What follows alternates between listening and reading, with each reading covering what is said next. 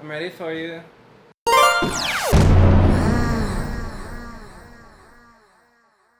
Did we start recording it? Yes. The standard first question for a podcast. Yeah, did we? Are we I like rolling? that. Yeah, are we rolling? You gotta have that for sure. The reassurance. Howdy. We rolling? We rolling, baby? What's up? Yeah. What's up, guys? This is the Josh Betley podcast. I'm here with Bobby Kanode, my first guest. So, Bobby. Thanks for having me. Yeah, what's up with that hair, dog? So, Josh, what's up with that shirt, dog? I had to ask you if I should wear the shirt. So, I mean... It is the shirt. We use it in our promotional marketing for this episode. There's a couple of plucks, dude. Yeah, if you want to watch my video from 6 years ago, please check that out. Is that when that one was? I like, after I posted all that shit this morning, like, I started thinking about the ballpark cranks, dude. The most genius product commercial, and that's a strong word, genius, but that shit was so fucking good. Thank so you. Funny, That was, you just want to know, like, about what it, like, where, so, I had always thought that it was such a weird thing for, like, every single promotional video just to be, like, another riding video. Yeah. So I kind of wanted to do something commercially since the goal is to sell a product. Yeah. So I just started thinking of, like, doing kind of like a bullshit infomercial. Yeah. And, just nailed it. Yeah, just kind of went, some of the, watched a couple of them and saw like the key points to what they were, and then just built around it. Like I think nobody can break it. Yeah. Oh, that was. I think honestly, a lot of those ideas kind of came up like just being out and about. Really, like.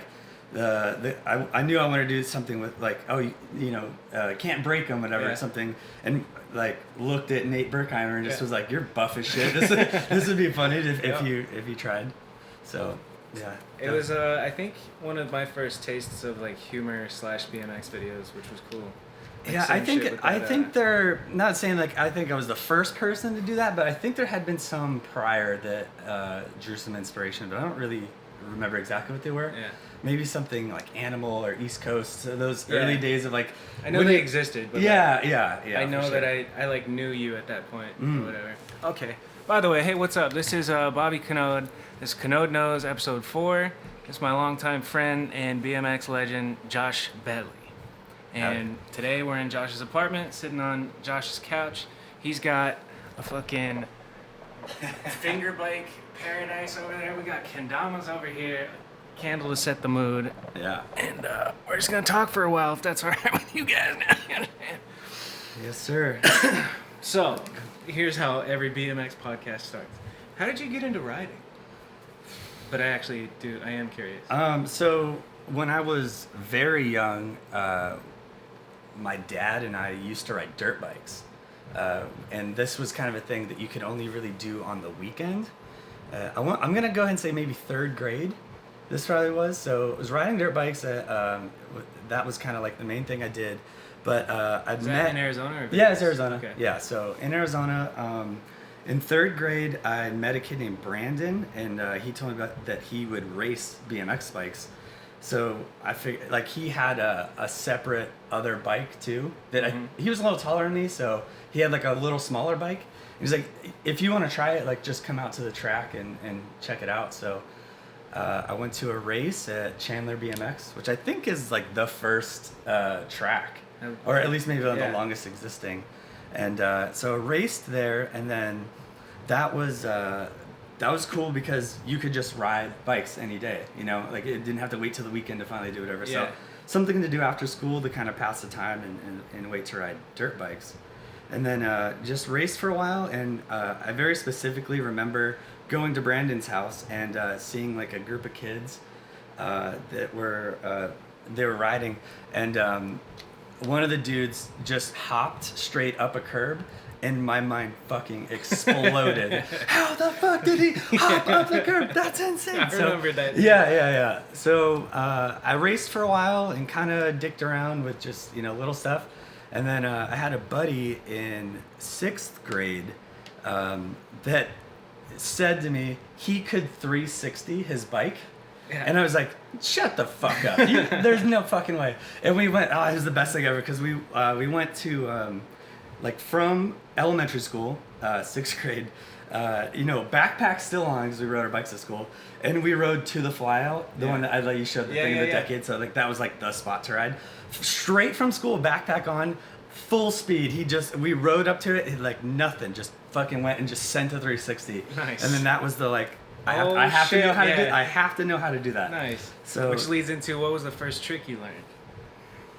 I guess probably that then. I think the just spending all the time trying to learn the 360 because when you're that early on, just doing 180, like you don't know how to roll out. Yeah. So you have to go the whole way. Yeah. So I learned the 360, and that was like there was like a borderline orgasmic feeling to that. Yeah. Like the first one you roll away. I actually like fully remember landing and then blacking out for a second of just like pure bliss. Yeah. Yeah. Dude, I remember that feeling too. First learning 360s was like, oh my god. It's so sick. I was thinking about it when you asked me to do this last night, and I would say of anybody that I knew, you had probably the most interesting like style development early on because you didn't really come from like racing and then like you did a free coaster right away and like backwards manuals and stuff and like it started with Carl Pointer and shook its on basically you had a very like, and then I think a lot of riding kind of caught up and is more like that now, but you definitely didn't start like that was the trendy way of riding so cheers to that. I thought it was super cool. I sweated Carl Pointer and wanted to learn everything that he could do. Interesting.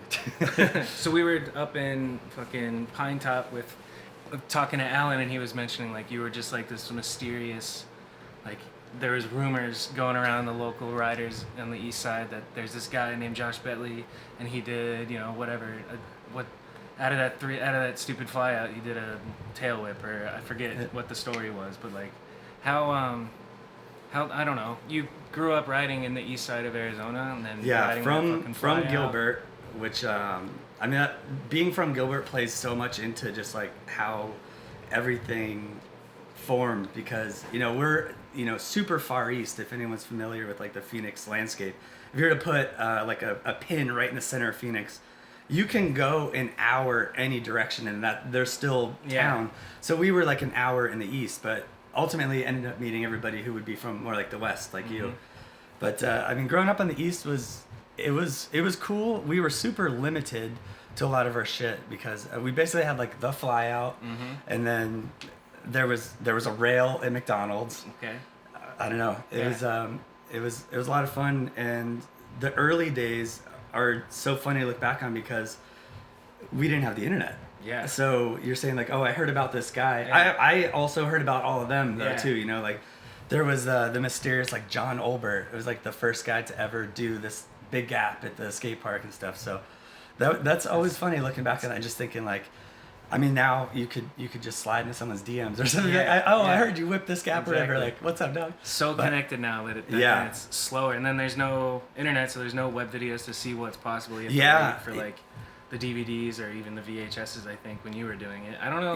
VHSs. Yeah, I mean, I remember like if a video came out that would get passed around. Like I got the new Road Fools. So you get to get it, watch it a couple times, and it's kind of your duty to pass it on to the next guy. And there's like this sisterhood of the traveling pants type of thing. I think that was a movie. Which like makes me super curious about how you learned all the shit that you did learn, because like the 2006 Vital video, those early Vital BMX videos like had a pretty sizable impact on like the way I think street riders ride with the flatland inspiration, and it's a curious thing like what even made you start learning those tricks that that you became kind of known for. I think this could probably be a really long answer and probably almost maybe broken into two parts. Hit me with it. I could probably start with like my way of thinking of filming, because I thought that looking back on it now, I think it was kind of a different perspective, and that's that I knew that if someone was gonna like take the time to get their camera out and film something that could potentially take like 300 tries, I always thought that you should either be filming something that like people haven't seen before, like maybe something that, oh, I didn't think of that's cool, or doing something just really well. Like if you're gonna film a turn down, like click the fuck out of that turn down. You know? So I just always thought of that, and high standards from the get go. Yeah, but I wasn't like a cocky guy, but I just thought that, that if we're gonna film something, let's make it a worthy clip, you know. And as far as like the front wheel stuff, I went to Woodward as a camper. When I was like 18 years old, and I had a teacher. His name was Ryan O'Connell. Have you ever heard of him? He goes by the nickname Puker. If anyone's like super OG, they'll definitely remember who Puker was. And he was like a guy that he would like session flatland. Like he would, like this is my flatland chunk of time. Yeah. And then this was like my box jump type. So he like in one day I would watch him do like a 3-whip over the box jump, but then go and do like a hang 5 to whiplash. Yeah. Like that's the fucking way to do it. Like you wanna have like a kind of touch base on every type of riding. In a way, I always thought that was the coolest, to be like super versatile. And then the real, I guess, kind of push to be like really going to try to learn the flatlandy type of stuff was actually watching Chris Doyle.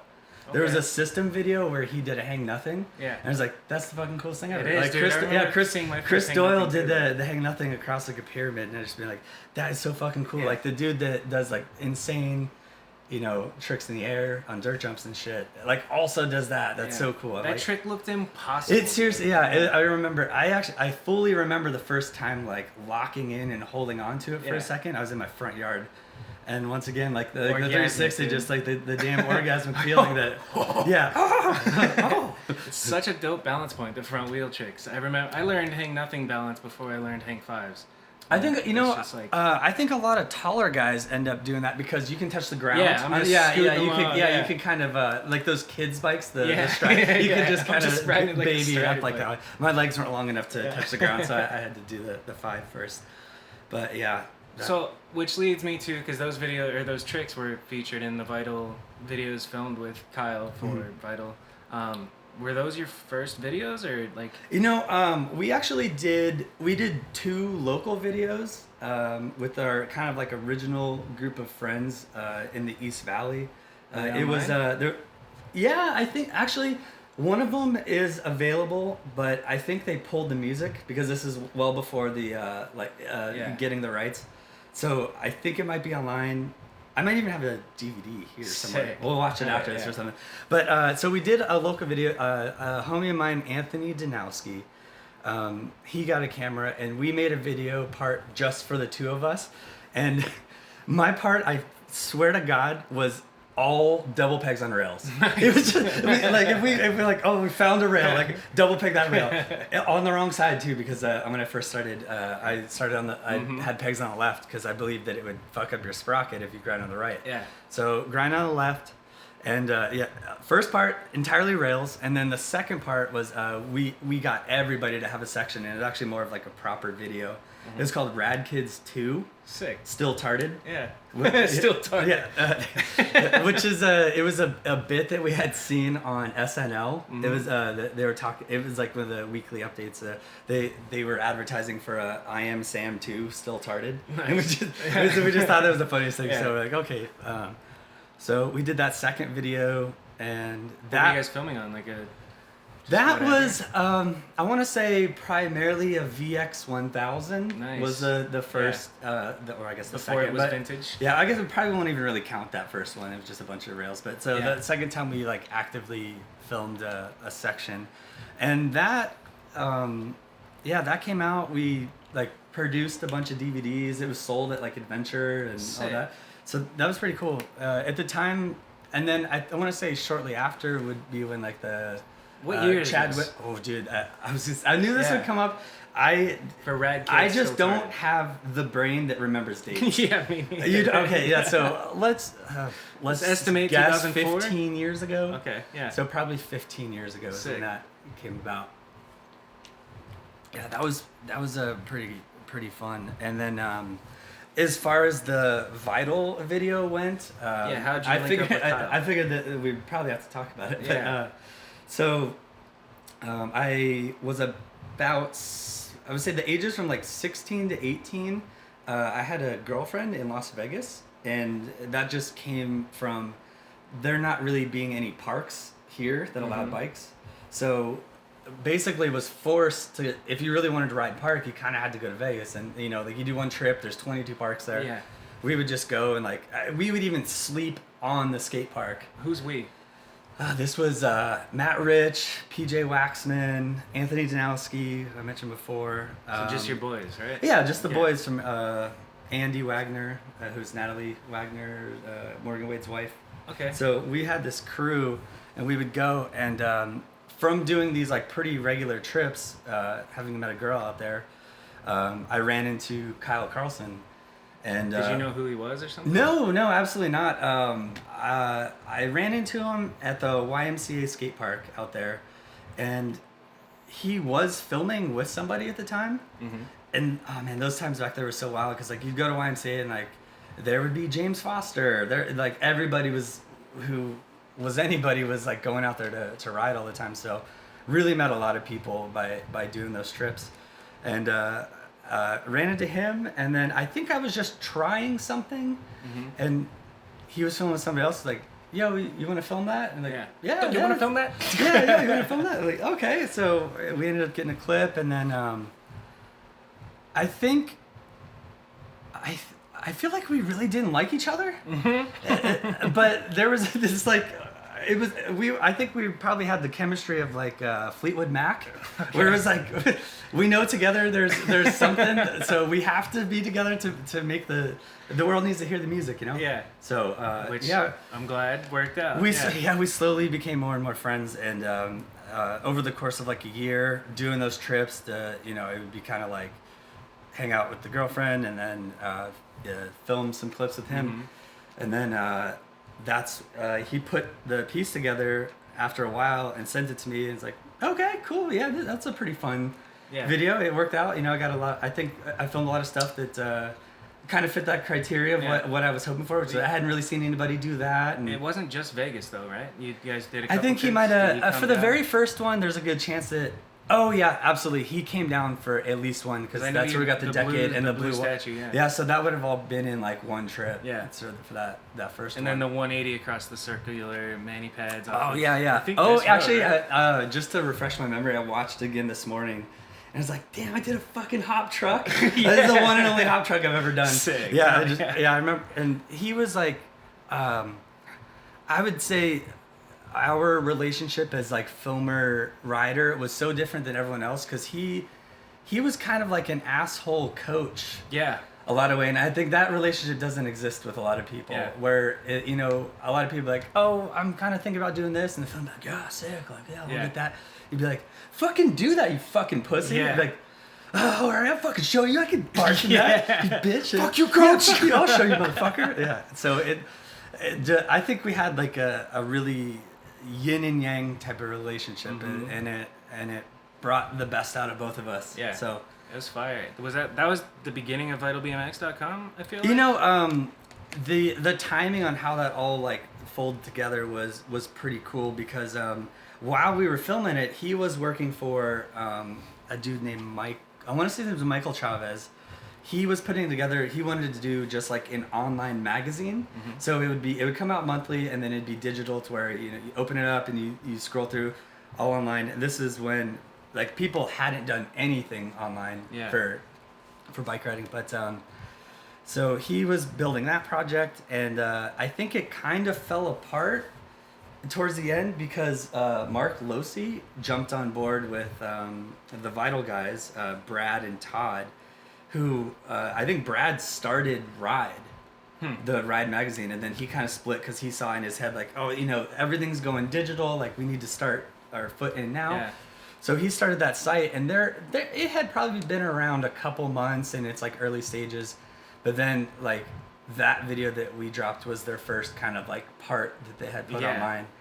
So crazy, dude, to think back to that, man. I remember. Yeah, I mean, a lot of things really like fell into place in a really just magical. Got super lucky to like have had a career in BMX, and like at the time pretty much unheard of route. Mm-hmm. So that was the web video route, man. I don't think you were the first to have a web video, but like it was one of the most early impactful videos I remember. I remember my dad has a home office at our house in Sierra Verde, and like I just remember like geeking out, dude. I watched it once and then like another time and another time and another time, over and over again. Like, what is he doing? He's got his foot, and then the little graphic comes in, wrong foot. I never even saw a regular whiplash before. I knew nothing, man. And then I think a lot of us like writers probably have that song going. I have it playing in my head right now, like growing on a vine. I think that was I think they had to do the early on cleared music type of things. So they probably hooked up with like a record label and like, oh, you can use any of these. I had never heard that song prior to that, so it's probably good for that band or whatever, because Higher Burning Fire, I think the song was called. Yeah, that song. Your own backyard. Yeah, I love when there's a video part tied to a song so closely, and you hear the song, you're like, oh, Crystal. Yeah, exactly. Like, yeah. That's your song for sure. Yeah. And then, I mean, not that it like pops up at the bar often, but if you hear the song's on the radio, yeah. So that's always cool. And then it must be kind of fucked to try and like top that, because I don't know, like with your brain and not wanting to repeat yourself and like trying to hold those same standards and then just keeping progressing, it's kind of like I the way I deemed it myself as like having kind of a conquest brain. Like I mentioned before, like I did that one and only hop truck driver. Like everything people you see will do tricks in the like they'll do them again and they'll get them dialed. Like I've done one front flip ever, I've done one double whip ever, and you know there's things. So it was just kind of always like the brain just sort of running. And if you're riding street, like there's an infinite amount of shit you could do, like just by going and checking out different setups. And then also ultimately thinking of something and being like, and then thinking that if I found a setup like this, I could do this. So and then when you finally find a spot that said thing will work out, you just so pumped to get it done. Yeah. So you weren't sponsored while you were filming that, right? And then something must have happened after that. When was Nike? When was Felt? What was before Felt? What were your sponsors? When I was in the process of filming the very first Vital video, Kyle was homies with Robbo, and he sent Robbo kind of like an early cut. Fit. It was Fit. So he sent Robbo an early cut, and before the video had even dropped, one of my favorite Lifetime stories happened. So I was in Vegas. I want to say it was Interbike. I think my timeline could be off, but I'm in Vegas. I get a call from Kyle saying, yo, tomorrow morning at 7 a.m., Robbo wants to meet at the Anthem skate park. He wants to start hooking you up. And like that night was, I mean, no sleep. I got fucking hammered. I was walking around with like basically the happiest person in the world at that point. So the next morning, it was time to try to meet up with Robbo and Kyle at the skate park, and it was like very early in the morning, as I mentioned.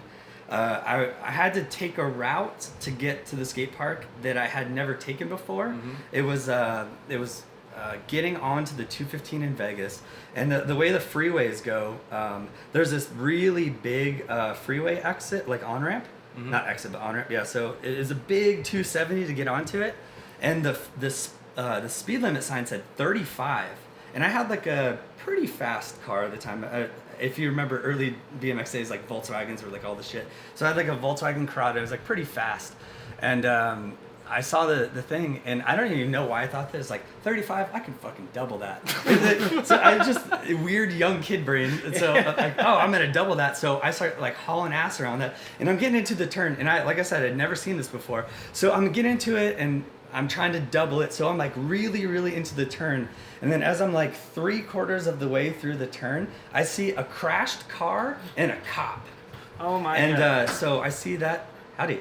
Howdy. Do we need to pause or? No. Okay. Keep going. So I see the cop, and like just in an instant, I know I'm going too fast, and there's a cop there. So I hit the brakes, and the brakes like made the back end swing, so I basically just turned into straight up like Tokyo drift. So I'm like fully in it, slide going 65, and what I should be doing like 35. So I'd slide, and I had been watching a lot of like drifting videos at the time, so I think it was like fresh in my mind, and I'm still on that crazy high from like I'm about to get hooked up. So I just like slide it out and like correct it, and like, whew, that was crazy. And then like 30 seconds later, the cop like chased me down, and like he pulled me out of the car and like threw me on the hood, like threw my hands behind my back, like, what the fuck, are you fucking drunk?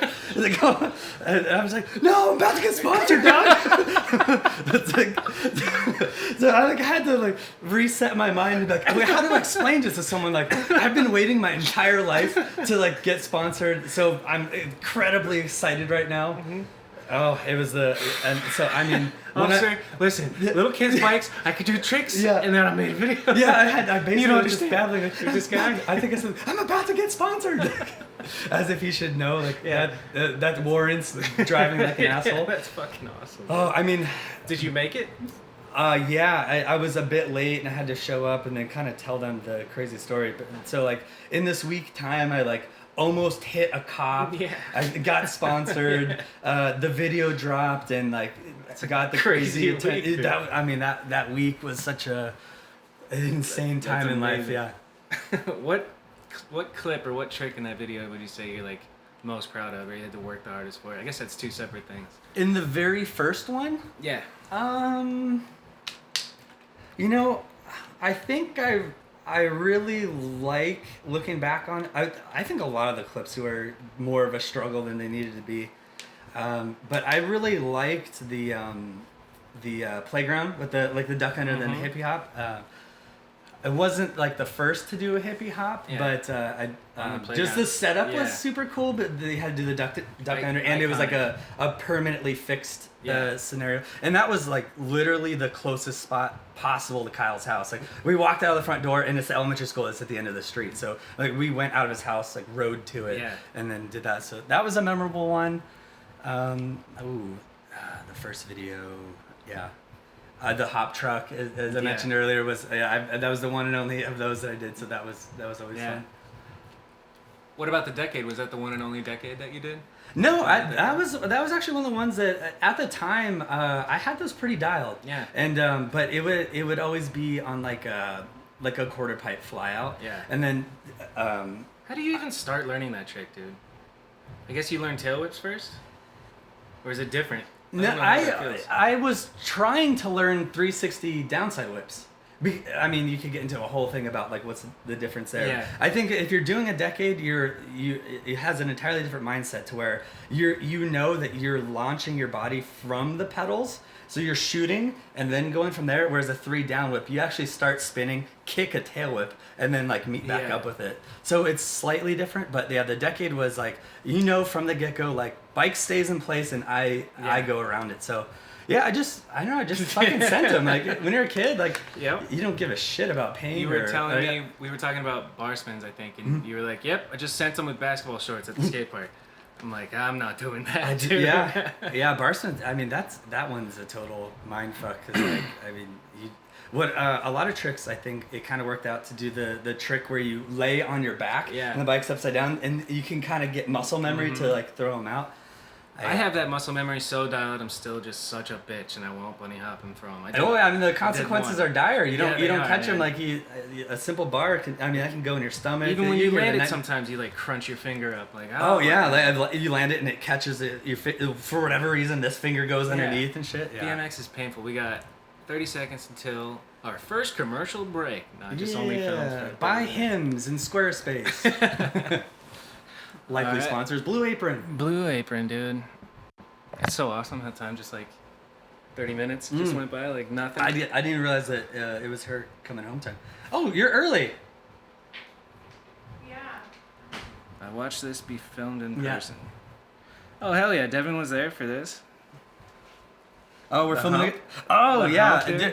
I think we probably have to cover the biggest phenomenons of my BMX career, and that's that clip. I think we deemed the sex grind. Nice. I like That came about the sex grind. The sex grind. All We right. were so if you remember that spot, it's a spot in Vegas, and it was like a new build in that like we watched it pop up as you know, from living there. So seeing it get built and looking like, holy shit, there's stuff there. Like when that's done, we're gonna go shred. And I think Devin might have been the first person who came in from out of town that we took to that to like check out and like get some stuff. And I think I vaguely remember clips of him on a setup either similar or near that. Yeah. So that was like a fresh spot, and that was pretty cool. That whole experience. We had that's one of those things that like maybe it just existed in the ether and like came about because I saw the rails were so close together, and I had my shoe coming out. So I was thinking off the heels of the ballpark cranks video, I knew I wanted to do another commercial style video for the promo, and I was thinking of a way to like incorporate shoes themselves into it, because I just feel like that's a thing you should like if you have a fucking handlebar video, like do something that every trick involves your handlebars, but like do something like specific to the handlebars. So like we do a handlebar grind for the so I saw the shoes, and then I noticed that those rails were so close together.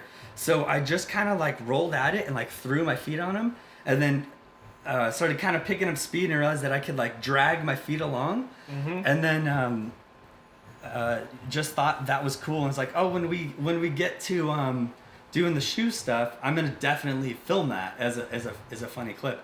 And then we were making the video. We kind of like adopted this persona. Yeah, dude. Of Blue Steel, whatever you were, man. You know, Sexy it was. man. I will give 100% credit to John LaJoie, comedian. At the time, was super duper into his videos that he had done. Like he'd like show me your genitals. It was a pretty straight rip off of that. Yeah.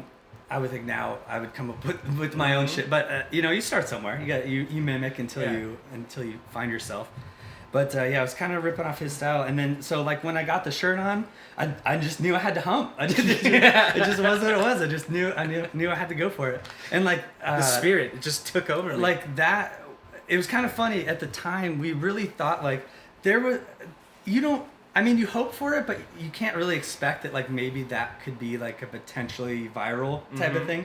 We had placed in our head like there's potential there. We'll see if it does whatever. And then it wasn't a full like 2 years later until someone clipped it into a GIF. Yeah. And then it just fucking exploded everywhere. I remember it was actually Chadwick texted me that morning and was like, "You're gonna want to go get on Reddit right now." It's like, oh shit. And then the second thing that I had that was like pretty mainstream was there was a trip we had done in Osiris to Phoenix, and there was a rail setup that was like it was a handicap rail that went up flat, and then there was like a second rail over here. So I was doing like pegs on the left, but then dropping the pegs on the pegs on the right first, pegs on the left second to hop over, and I just ate shit doing it. And that clip got caught by one of those like I'm a dude, bro. Check these Lad Bible videos.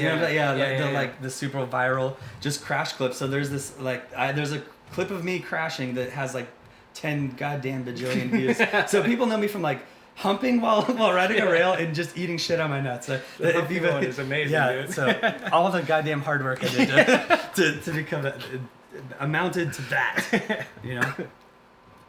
Yeah, man. The humping. It is what it is. Pretty incredible. Yeah, Where do you go from humping? So then what comes after that? So you get on Fit, and then are you on Fit? You just get free stuff for a while?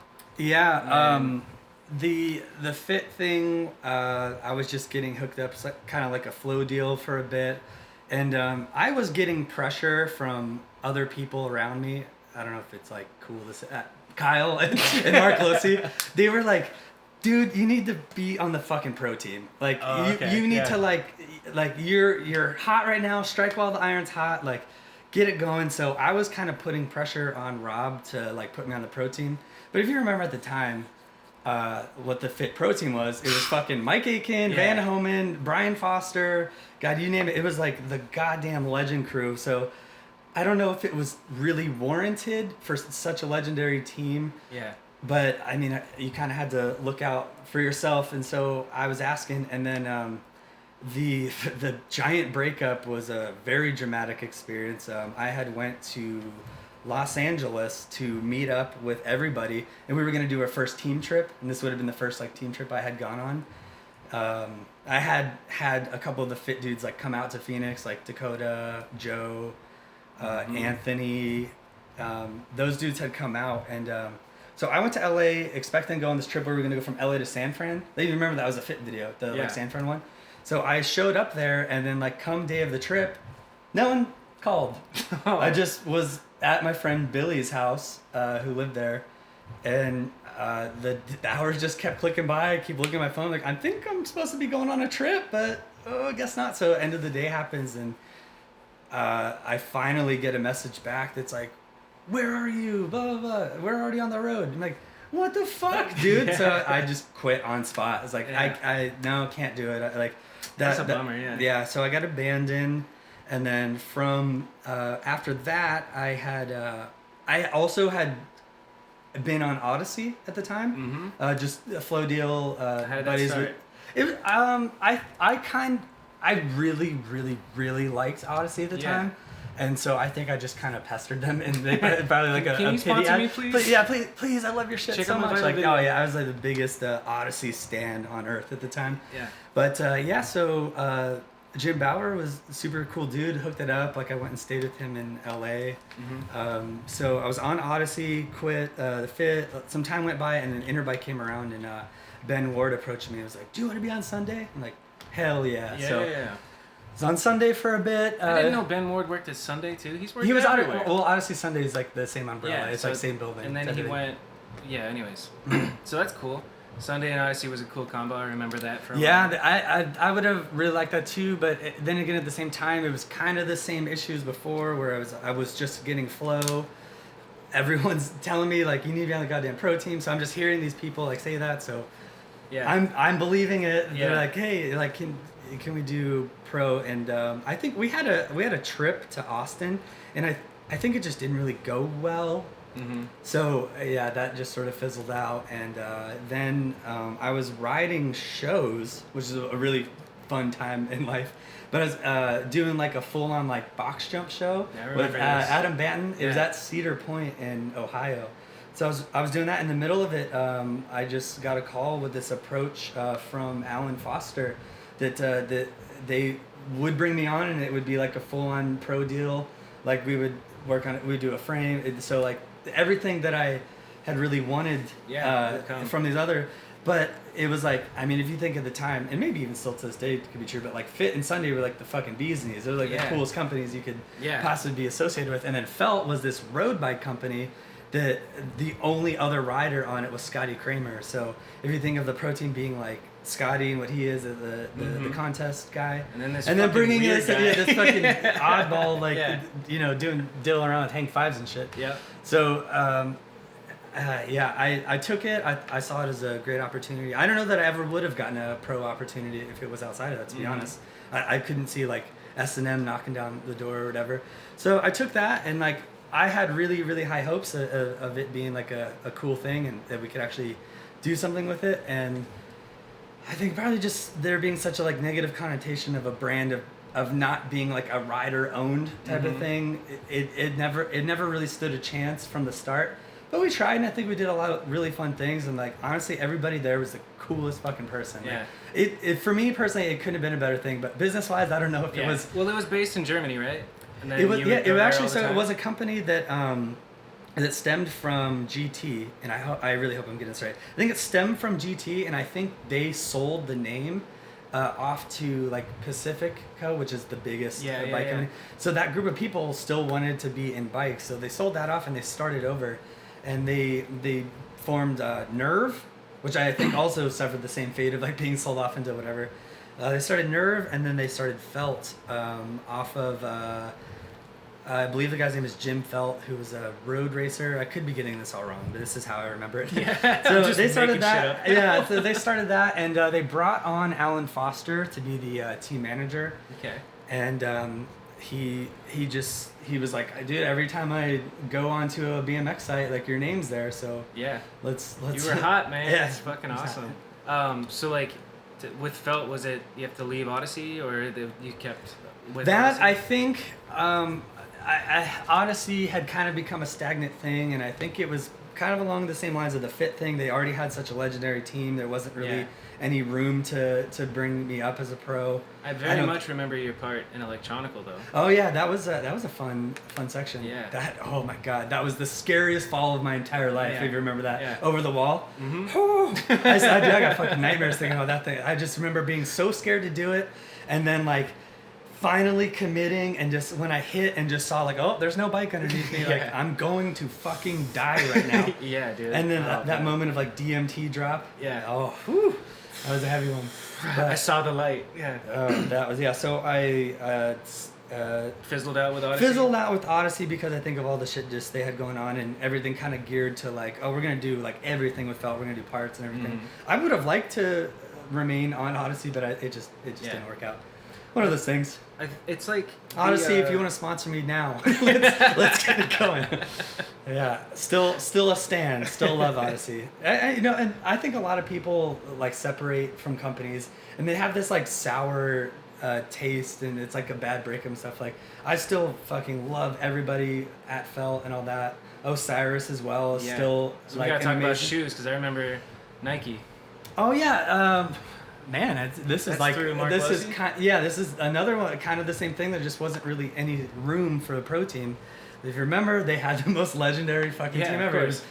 Garrett, Dennis, Nigel, and Spinner at the time. Yeah. But they were super cool about hooking a lot of flow dudes up. Like they had Tammy. I got a flow deal. And then the only reason I left that was just because I got like approached by Osiris to do like a pro team.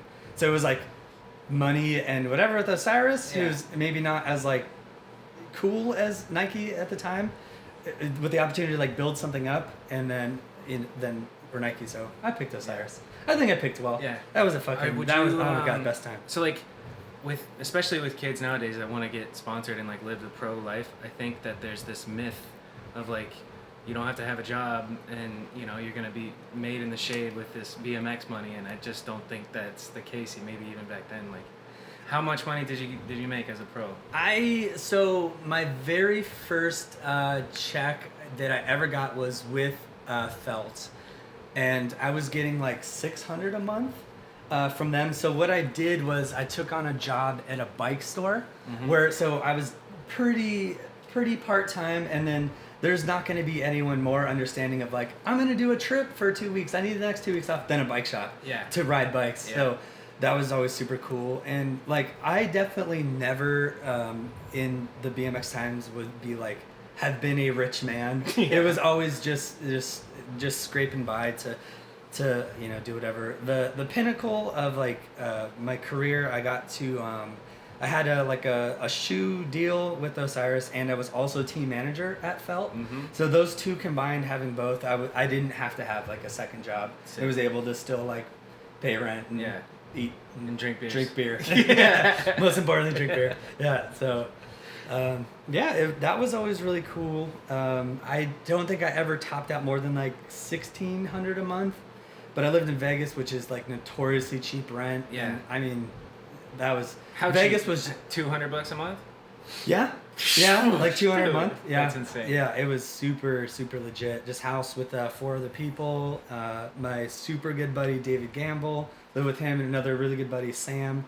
Sam had the like girlfriend thing going on, so he was like never there. We had like the fucking destination house in Vegas, which was always really cool. So Interbike rolled around. I think I came. Were you living at that house? We did a trip. Me, you, Shane, Allen. And we went up and stayed with somebody, Kyle. That was when I very theater. Oh, that was when I very first moved to Vegas. We moved the little town of Henderson, right outside where Kyle's originally from. We had just it was actually a pretty cool house. It was like built for the people that were making the Hoover Dam. So they just built these like very uniform, just like boxes. So there's just this whole neighborhood of like, just 500 of the exact same house. So we found one of those, just the two of us, like. And I moved there like just specifically to really focus on filming. Yeah. And That's so nuts. Yeah. I remember I'm a young kid. I'm like maybe 18 or 19, and just being on this trip with, oh my God, it's Josh Betley. I want to talk about how I even met you. I don't remember that. But we go up on this trip. I think Kyle maybe invited me, or you, or Shane, or somebody.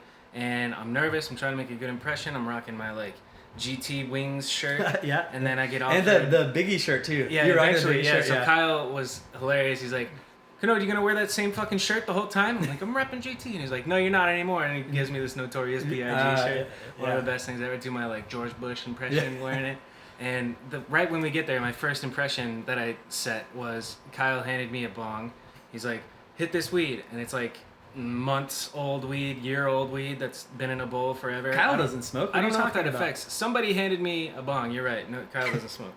And I hit it, and then immediately run outside, drop the bong, and throw up everywhere. Oh, this is because it was tobacco? I don't know what I think it was. that's what it was. I think we put tobacco in You it. guy. Yeah, that Jesus was Christ. super fucked, yeah.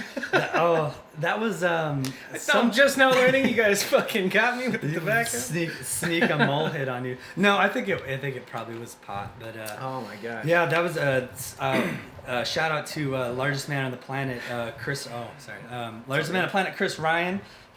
I believe he got that for Kyle as a housewarming gift when he moved in there, and then you broke it. You asshole. That house is so many great memories. I sure did break that shit. That was quite fantastic. So let's talk about how I first met you, because I don't. Okay. Really, And so remember? I'll give you my memory and see Okay. if they match up. I remember it would have had to have been centered around Drew. Yes. So there Yep. was, I think the history on it would have been Kyle kind of seeing that Smoker Dave was like doing shit again, and he was like hearing. I know that we talked about it, like, oh, I heard so and so, whatever. So Yeah. he was hearing about this like Drew character. So he reached out and talked to him. And was like, oh, we want to film something. So Kyle brought us all together even though we all lived in the same city. It was like a dude from Vegas, kind of having us all meet up. And I just remember being like, oh, you guys are like the Glendale guys, and then just seeing you guys from there. Interesting fact, dude. I think it was you that landed a trick at one of the end of Arizona Street Park mixes. And then the camera goes from you landing a trick over to Drew. And Drew, what do you think? And he goes, mediocre at best. That's right. That would have been the where name exact of my trip, shit like comes at from. meeting up with everybody. I think those might have been comprised of 2 trips. Yeah. But I think those are details that don't really matter. But Dude, yeah, that what was a so we would have trip. met. So yeah, all you fucking Bobby fans just know that mediocre at best. Mediocre at best comes exists from because Betley and from Drew and the Kyle clip Carlson. was a hang 5 on the wedge to foot jam whip using the wrong foot into it, and landed it. Amazing. Boom, right to Yep. Drew. Mediocre at best. And he's sitting there. I think I just long did my hair, best ever bandana. Drew impression. Right Yeah. there. Mediocre at best. I can't do it again. Mediocre at best. Yeah, I was mediocre at best. Hey, Fuck, guys. dude. All right. I just wanted to do Shit, Drew man. That's impression so right now. awesome. I Yeah. remember my first time meeting Drew was at Beardsley Banks. I think he had his taxi painted bike, and it was just so many iconic Oh yeah, he memories, definitely dude, like- he either had the taxi and he had that really cool Arizona he theme did. bike too. Man, kids don't do that anymore. Like Yeah. really like doing up your because I mean I guess a lot of the completes kind of do it for you. Yeah. Or even just building an aftermarket one. You don't have to like fire out the paint stripper and Yeah, and but whatnot. you mostly just see. Well, like I see kids paint their bike all the time, but it's never like a Drew type paint job where it's Right, like, yeah. looks like a taxi Really cab theme it type in. shit. I was watching just old videos last night, just kind of reminiscing, and I a couple times like, God damn, I missed that bike. Yeah. I wish I had that bike Yeah. again. That was Sick. yeah. What are you riding right now? Or what? What do you I've have got laying around? I have a Chad Curley frame right now actually. So I got the premium Chad Curley, and a lot of the parts that are still like I have like signature and forks from when those were the ballpark cranks are still on it. Sick. A lot of the shit that I had like worked on personally as like a product guy for Felt, which was that honestly was like one of the coolest things that you talked with Chadwick about, like having landed your dream job. Mine for me, even more so than being a pro rider, was like being a person who got to design parts. Yeah. So that was so That's so the dream fun. job. That was dream job. Yeah. I wish if anyone's hiring for a part designer, hit me up. I'll design And the shit out of also some happen stuff. to be watching this. Yeah. I see you, Ben Ward. Be dubs. Oh man. Yeah. Good stuff, man. Good stuff. So what was like the last thing you filmed? Was it the clips with me for Lightworks? Because that was a while That ago. and so I actually have an entire edit sitting Greg on Greg Malaterno's hard drive. So, Greg, if you watch this, this is even more pressure. You gotta get Dude, that. I told him video at the out. wedding too. He's got Yeah, a couple, he's having a technical issue with basically not wanting to pay for the program because Yeah. now I don't know how it's it is $20 anymore. a month, by the way. $20 a month. I'm tell you what, Greg. I'm gonna send you $20. Yeah. You get that goddamn program on your computer, and then It's more than just you So- too. He's got Troy. He's got a full yeah. section for so many people. I guess I mean maybe we should talk a little bit more about like the kind of the bummer that has ensued since the pro career, which is yeah. Let's go down to the downhill yeah, I do want section. I say this video could have either been like gloomy and fun, or this could have been like a cautionary tale. Yeah, like let's do this both. could have should we let's get to the dark shit now. But no, like after there was a year where I think I keep bumping it, I'm sorry. The recession really hit, and I think it took a little bit of time to really feel it in BMX, but there was one year where just like every fucking company like either cut in half or like went. So I got dropped from everything, and I don't know, why was that? Is there a reason I started talking about this? Started crying. Yeah. I just Yeah, got, this is you mean the first episode? Yeah. Yeah. So you brought it up. yeah, I brought it up. Well, I wanted to explain why I only have one video left in the tank, and that's that I pinched a nerve in my back, and that really fucked me up for a while. Like, I mean, I spent months just being like bedridden, couldn't really do anything. I lost a shit ton of weight. It's like rail skinny. Then after that, kind of felt better. Started just doing the damn thing with everybody, because we had like one of the coolest scenes ever. Like one of my favorite periods of BMX ever was everything went to shit, and it was just a just doing this for the damn fun of it all in Arizona with like you and Drew, the stable house, and so we filmed a bunch with Greg.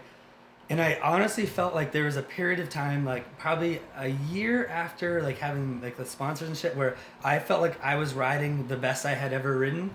And I was like pumped to just like only do kind of stuff I wanted to do.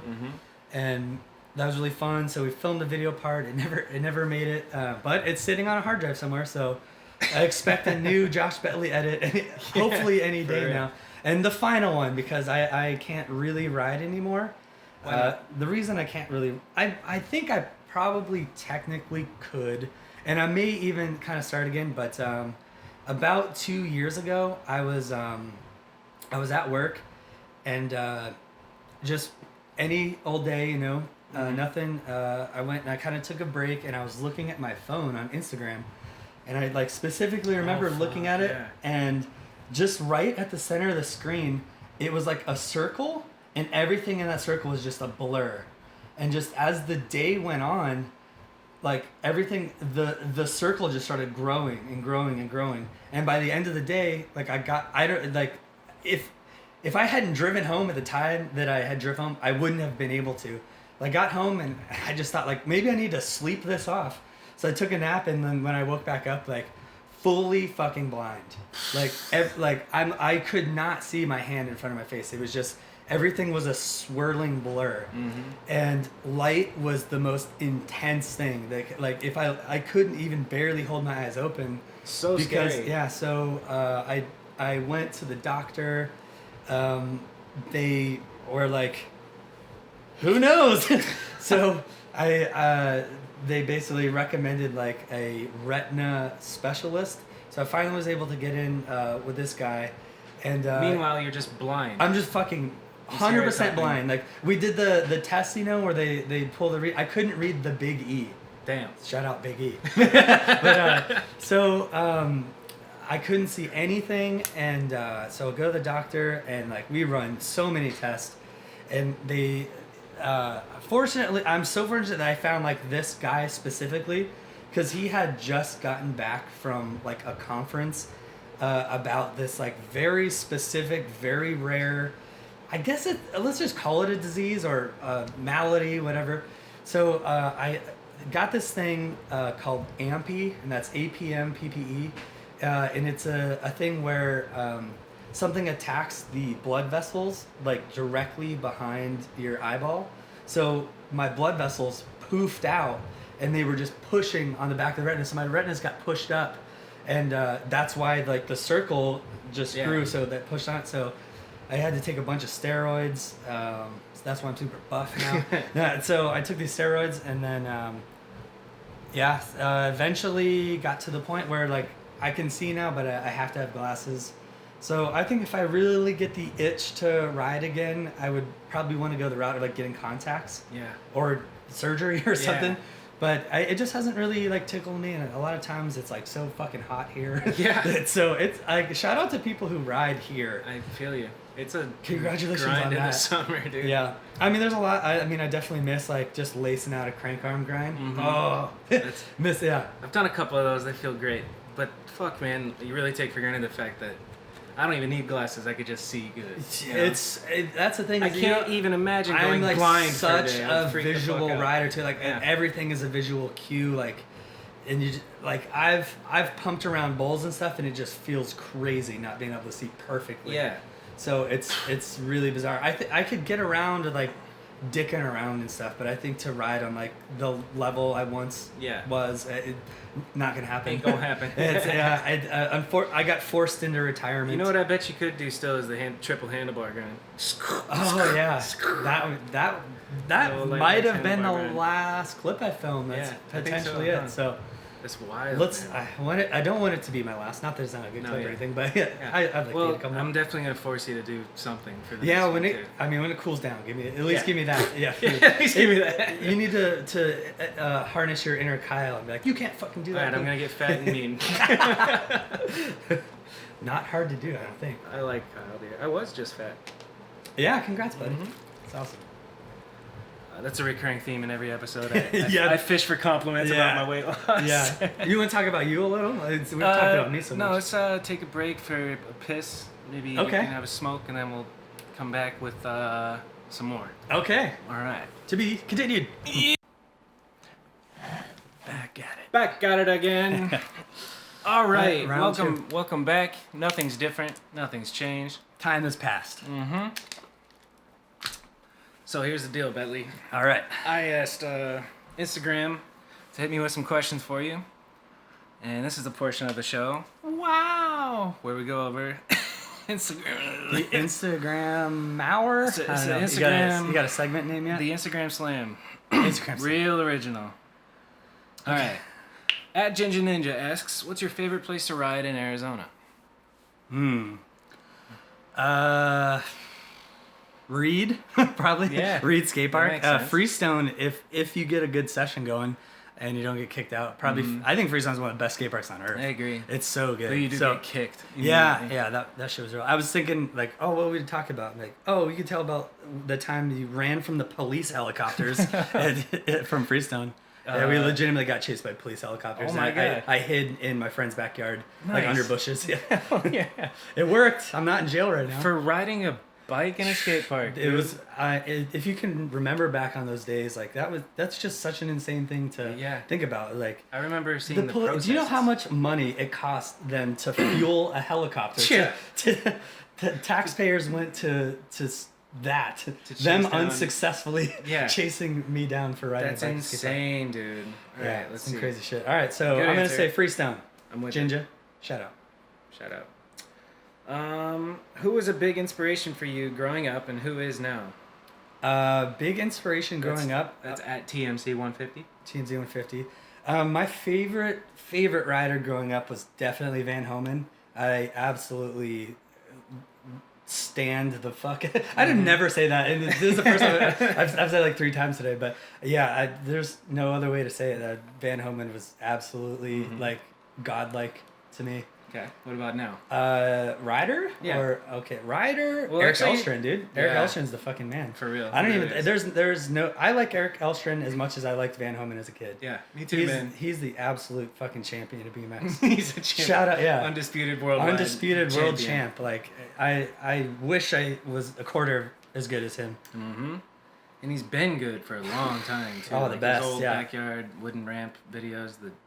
Yeah, so I was in Germany the first time, like his very first edit ever dropped, and it was just insanity. Like going to the skate park, and I'm like, did you say that? Did you say that? The like trampoline. I just had the weirdest visual of you like slamming down a pint of beer and screaming in German, Eric Alström. Eric Alström. That sounds very German. Eric Alström. It fits. Yeah, it fits. All right, let's see.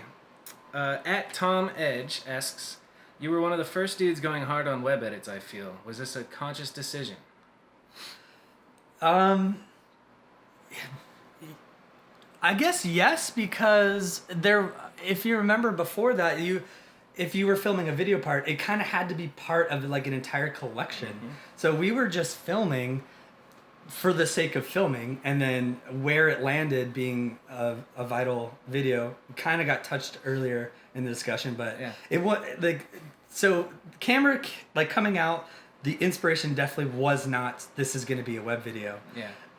It landed there, and from that point on, we knew that's the move. So after that, yes, but first one. What would you say is the move now for like younger kids?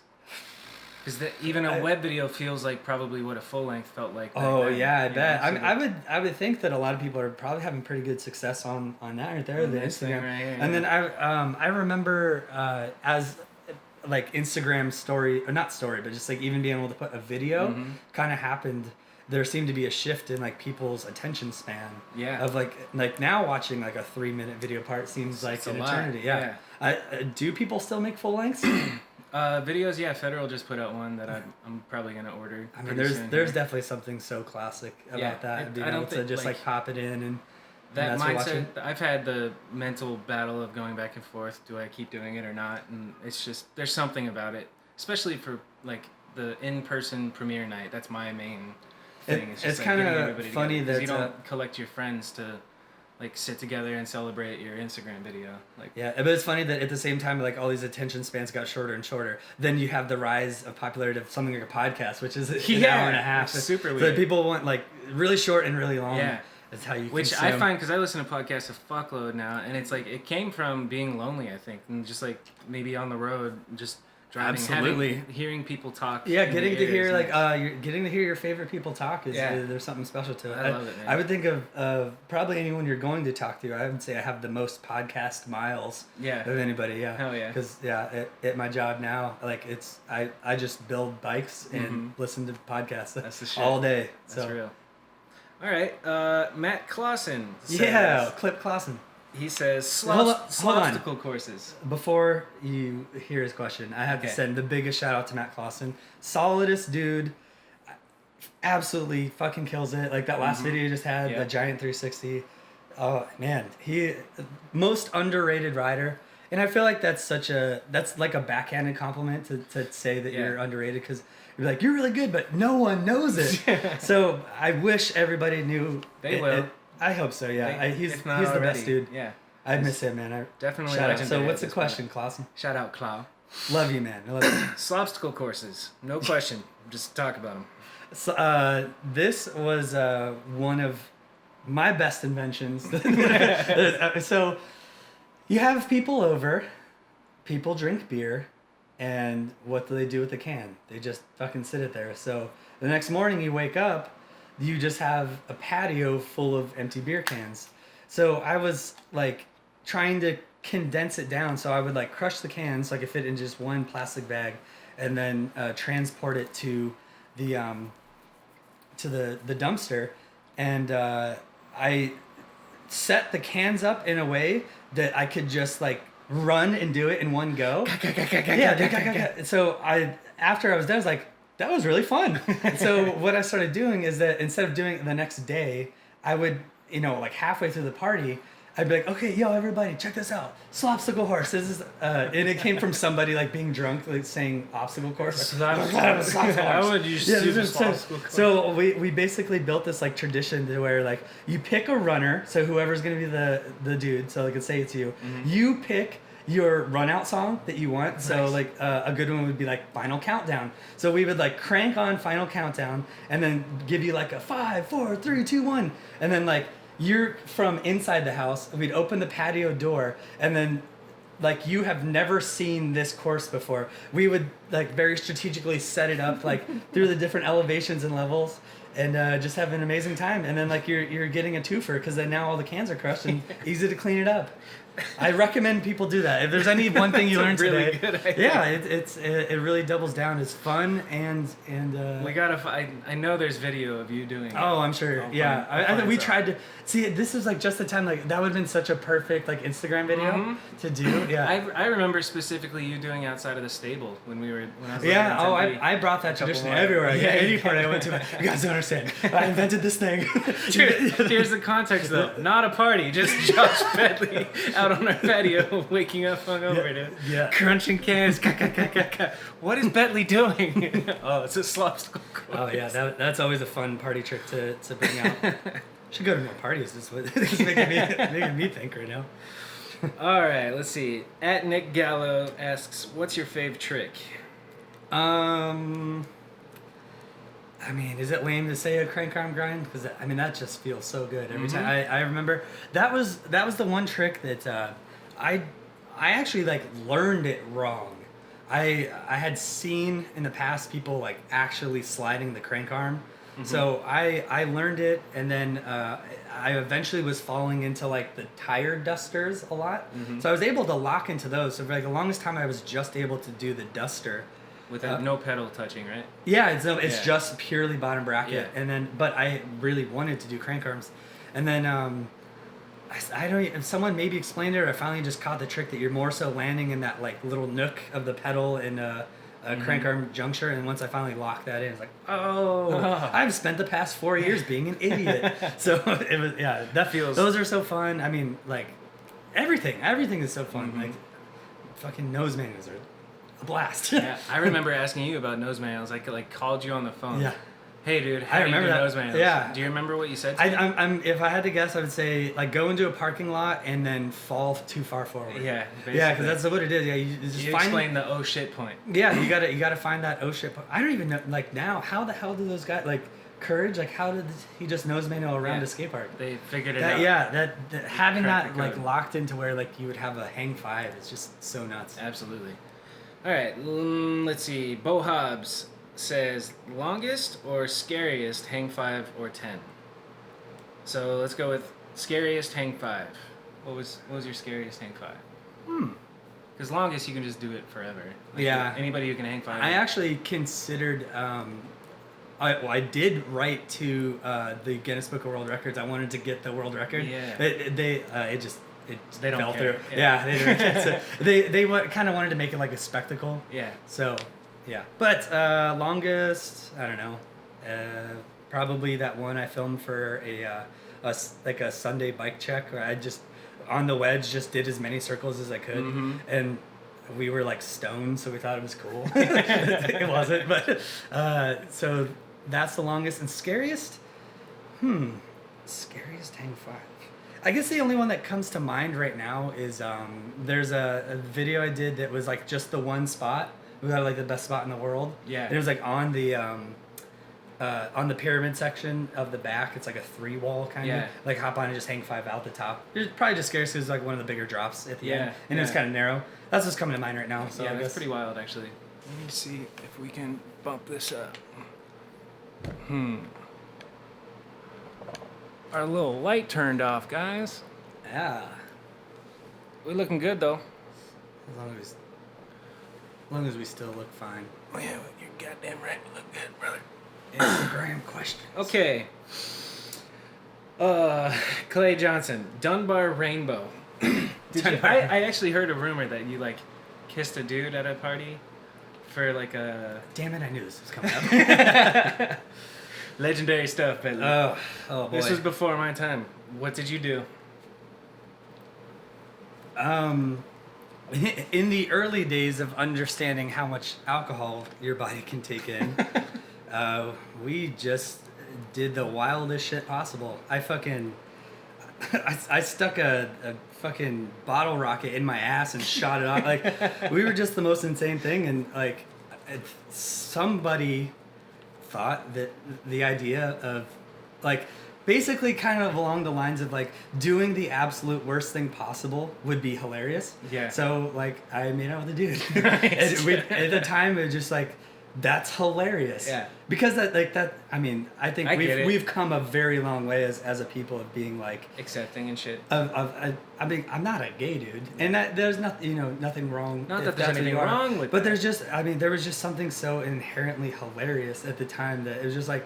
That like should we just make out right now? Like wouldn't that be funny? It just it being so wrong was it just seemed like it was felt like so right. Yeah, yeah. Like I said, it was not like a sexual thing. It just was a thing. Okay, moving on. At Cookie Balls, oh, it's not a question, but I'd like to thank him for making the best of all time back in 06. Daw. All right. On Joe, we did cover that. He's Felt Bikes Tell All. Then let's see. We got that. So, how old hard copy BMX Archive, who I still have to get the autograph for. oh okay. How old were you when you did your first BMX trick, and what was it, and what was your favorite disc DVD? Disc. He put a disc emoji instead of typing DVD. What was your favorite? Oh, video? okay. First trick we covered earlier. I think was 360 at 13ish. Okay. It was the best. Yep. We talked about it earlier, and then best DVD. Oh man, there's a lot to pick from. I would say, and honestly, like the entirety of the Road Fools series were always. And then if it was just like a full-on DVD, maybe like a team one. Criminal Mischief, Van Homan's part. I mean, that's like. I think the stereotypical answers that you have to give, like, I started riding because I watched the movie Rad. Yeah. And my favorite video is Van Homan and Criminal Mischief. Like, they're like the standard answers. And honestly, it's like Van Homan DVD section. Like, I still don't get to this day how the hell he did that, like, manual spike to second stage rail. That's pure insanity. Yeah. Yeah, that's like before my time, but you learn as you go. It's the one section that everybody. That's the GOAT. All right. Yeah. So we talked about so much shit, but also your favorite trick from that first Vital video. What's your favorite, most proud accomplishment specifically throughout like your whole thing? You know, I kind of thought about this last night. So that first video we talked a little about. There was honestly like so much in that was like the one and only time I ever did it. So a lot of those took a lot of work. There's one clip in specific I feel like no one ever really shouted out as like being something cool. Not that really matters, but it's always nice to hear someone be like, "Oh, that was tight." It was actually a split edit that I did with Devin. I think it was our first together video for Osiris. I did a downside Smith on a bank to like sub rail where like I downside Smith the top railing, but my lower tire rode the lower rail. Huh. And it kind of came about as like I was feeling out to like overtooth and back it, and I did like a half-ass like bitch attempt, and like kind of did it. It was like, oh shit, if I can actually like purposely do that, then that would be fucking tight. So I did that, and like when I actually rolled away from it, I was like, that was the coolest thing I've ever done. Yeah. That and there's a video where it was like a felt specific video. Maybe even opening clip was like a gap to wall that was like from a built kicker in a ditch. Like someone like cemented the bottom so smoother and gave it like a little bit of a lip.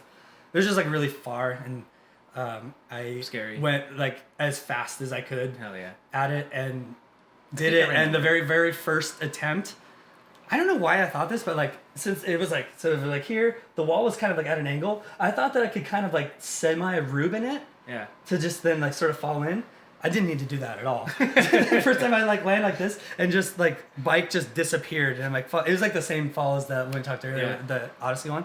And I just like looked down, I was like, oh my god, I'm dead. Like both my kneecaps are gonna shatter right now. But I fell, and when I rolled it, I was just like, that was so fun. I think in the clip I'm like, oh my god, that was so fun. Because it was like I wasn't particularly a rider that would go like fast and high. Yeah. So like the times that I like scared the shit out of myself enough to do it was always really fun. Mm-hmm. Speaking of Devin with that split video, you got any stories with young Devin Smiley? Oh man, Devin, shout out Devin. Man, love that kid. He's the best. Devin was kid that at the time he was putting out like pretty consistent material. And I had actually very briefly met him on the Tat Tour trip that I did with Miles. He was riding a skate park, and I saw him, and I was just like, this little fucker is too good. Like, I just remember saying, like, this scrawny ass like child is like This insane little shit. This little shit is so good. And then I just kind of kept an eye on the videos he was doing, and then once I got the position to, you right there, bud? I lost my jewel. Keep talking. So I had followed him, and then he had this video where he did a bar to tooth on a sub box, and I was just like, someone's got to fucking put that kid on a pro team. Like he did a goddamn bar to toothpick, and I hit him up because he was getting flow from DK at the time, and I even I called Catfish too to be like to do the gentleman, like, can I marry your daughter? Like I had to, like, can I steal your guy? Like, I really think that I could give him money and stuff. Like, it'd be a good opportunity. He gave the grace. It was cool. So then I hit him up, and we got him on the pro team. And the very first time that he came out to Vegas, we had done like a double booking. That we also picked up Zach Early, who's an amazing dude as well. So I got the team manager position. Was able to bring on 2 guys, so brought in Devin, and then I just didn't really know what he was going to be like. And then he got to the house, and then we were kind of sitting there chilling, and I think he saw, like, I was, like, drinking a beer. He's like, can I have a beer? I was like, dude, yeah, you're cool. That just, like, I knew he was the dude then. And, yeah, man, there were so many amazing times with him, so many fun trips. It's cool to see how he's progressed and changed. Yeah, he's the best. I'm gonna take 100% credit on him being a free coaster rider, because I messaged him one day. I was like, "Stop fucking around and put a fucking free coaster on your bike, Yes. dude." I don't know. I mean, he can answer and say if that's factually correct or not. But at least in my head, he's doing all the tricks that I used to like not even dream about. I would dream about like one trick less than what he's doing right now. He's fucking on the next level. He's a phenomenal rider for sure. Yeah, rad. I mean, just the raw talent that he has, and like from such a young age, like the kid grew up on wheels, you know. Like he's a really good skateboarder too. Yeah. And that's insane. Like he was like such a perfect fit for Osiris when that happened. So he got a shoe sponsor now. Is that Etnies probably? Yes. Oh, there you go. Yeah. Perfect scenario too. Yeah. Skate and bike. That was amazing. I mean, we could spend an hour just gushing on Devin Smiley. Yeah, he's for not sure. too bad at Fortnite either. I heard you talk a lot about Simone on the Chadwick's episode. I'm gonna say, me and that dude have the exact same birthday, Yeah? along with Jamie Bestwick. Sick. That's a good day to be Yeah, born yeah, there, yeah, man. right. July 8th is a big day for. Yeah. How old are you? 33. Dang, boy. Yeah, getting Right, there. so what does that make you? 86 were you born? Sick. And then Simone, I think, is younger than me, so, you know. Yeah, Not the he's exact still same, but still yeah. in his prime. Yeah. Amazing 33, rider. huh? So what's next for Mr. Betley? Any future plans? What are you doing tonight? Tonight, I don't know. Sounds like we're probably gonna have some celebratory beers. But like my plans for the future, I guess. Yeah. I think I'm like a very passionate person. I think I was very passionate about BMX when it happened, and all the things I kind of mentioned with the eyes and all, falling out of sponsorships and whatnot. Like BMX isn't really passionate anymore. I'm actually super duper into cooking and acting. Those are Nice. kind of the things I'm really into at the moment. Sick. Being I'd like to be like a dope ass chef, and like a working actor would Yeah. be. It's tough in Phoenix, but Yeah. yeah, I do. There's not that much filmmaking going on in Phoenix. Yeah, I there's think. really not. Yeah. I haven't been able to find anything, I've but been like randomly on a couple sets of like TV pilots being shot. One was in Scottsdale, and it was like going from bar to bar or something like that. And I was just like, I think in charge of audio. I was just like on deck to help, but there's not much going on. What's that 48-hour film fest? oh that yeah. you've So been a part of? we spent this whole time. I didn't even get to mention Ryan Galvin at all. Ryan Galvin is Shout out Ryan Galvin. Ryan Galvin, boss ass dude. So me and him used to film BMX videos a lot. Even lived with him for a bit in Vegas, and while I was living with him, he started taking film school at the UNLV, and there was just this one time where he was like, "Yo, we're doing this really fun project where everybody in the film department gets together, and you get get together, you assemble your crew, and then you have 48 hours like from that point to like turn in a movie project. Usually being like 5 to 7 minutes. So and they give you like a premise. Yeah. So it's a competition. You're going against a bunch of other teams, and they'll give you like a genre. Like you draw a genre out of a hat, and then there's like a very specific line of dialogue that has to be in it, a specific prop, and then you just like have the most crazy 48 hours. You don't sleep like a second of it, and you're just hustling, doing shit the whole time. And I've done like 5 of those. We've won like pretty much every time. Hell yeah. If not win the whole thing, like at least get awards. Because Ryan Galvin is like an amazing cinematographer, like super next level shit. If you guys give a chance to yourself to go check him out. Where can you watch it? I would say maybe just check out like Ryan's Facebook or even like Vimeo and his like highlight reels and stuff. Mm-hmm. He's got a ton of projects, but I'm actually about to do one like pretty much like a month exactly from today with the next one we do. Oh yeah. So there's future plans right there. Yeah, so I'll be doing that. If anybody wants to see me acting, there's a couple ones from the past that have made their way online. Sick. Speaking of future, dude, did you see that Neuralink shit? Elon Musk. Neuralink? Oh, I saw you posted a video. Yeah, it's like on your Facebook right now. Yeah, right, that it is unbelievable, man. Like, we're in the future right now. They're taking 1,000 individual electrodes that are 1/10 of the width of one human hair, and then they implant them with a robot into your brain through a tiny little hole. And then those read electromagnetic waves in your brain so that eventually, like, the first applications of it are going to be for, like, people with Alzheimer's and Parkinson's and shit like that, and people who have no motor skills, like, they'll be able to control shit with their brain. And, like, the first applications will be, like, you can just look at your phone and think where you want to click, and it'll click for it. Like, and they go into how they're doing it and reading the waves and using algorithms and shit, and it's just, like, what the fuck, dude? Like, I'm down. Put that shit in my head right now. It's like that's a lot of work to get to porn faster. Yeah. And then they can porn you can now. Just read your mind. Yes. And now I got these super skills. I can jack it real quick. I need porn now. Yeah. Yes. All right. One tidbit is I did stand-up comedy last year because of you. Yes. Yes. So that's cool. Talk about maybe your experience with it. You don't do it so much anymore, huh? But yeah. So the final like year of me living in Vegas and still having the BMX job, you don't have to worry about getting up for like a 9 to 5. So I had like pretty good free time at night, and I was with Kyle and the Italian, Eric Marlis. So we were in San Francisco. And like for the longest time, I just said that I wanted to do stand-up. It's like something I've always absolutely loved.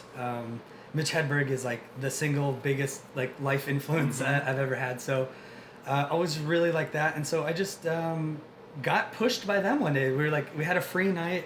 We were at Tony Campos's wedding in San Fran, and they're like, fucking, we're gonna find you an open mic. You're gonna go. So sick. I went and like I spent the next couple hours like writing some shit up and did it, and it was that initial feeling like that had been brought up from doing that first 360, that just kind of like blackout moment of pure bliss, like euphoria pretty much. After I had gotten off the stage, I just had this like euphoric feeling. It's amazing. It's absolutely incredible, but I don't know, I think I maybe have like kind of the wrong brain to do it regularly, because if I do a joke and I construct it and it lands and it works, like to me it's kind of that conquest mentality that I had in BMX. Like I did it, like there, it's done. Yeah. Whereas in comedy you gotta like keep that material, you gotta keep it, go around, keep telling it. I couldn't do that, so I was like forcing myself to like, if I'm gonna go up, I gotta bring some like new shit, or at least brand half new every shit. time, guys. Yeah, brand new every time, and that was just like so mentally exhausting. Yeah. But I mean, it's absolutely the most fun, and like I still pop on if I think of like a nice premise, I'll work it out and build up the courage to do it again.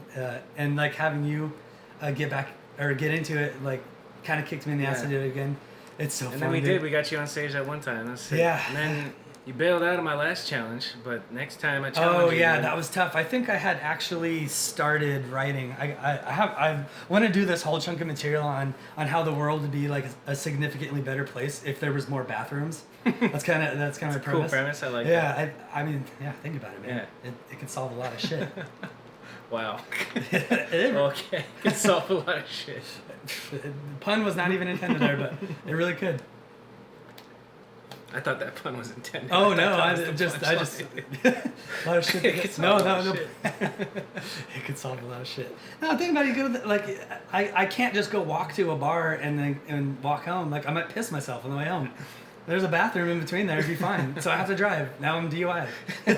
You know, there's something there. It's something. There's something there. The route of being a stand-up comic where your premise is something that is like, there's a legit thought process to this. Like, Yeah. I think there's no better example of that than Doug Stanhope. Mm-hmm. Like, all his comedy Just social is like commentary. it's social commentary. It's Yeah. like everything he's saying like makes so much goddamn sense, and Yeah. everybody's just laughing. He's like, no, like let's Yeah. start the goddamn revolution Yeah, right now. exactly. Like being that type of comic, I've never had any success Yeah. in trying to be that way. And then even kind of like storytelling, which It's fucking hard. You think you're funny, and then you write stuff, and you're like, "Oh my god!" Like, it was very humbling to try stand up. Like, it's fucking painful. It wasn't painful the first 2 times I did it. I yeah, fucking you crushed got it. you got texted me absolutely like, super lucky. That, yeah, dude.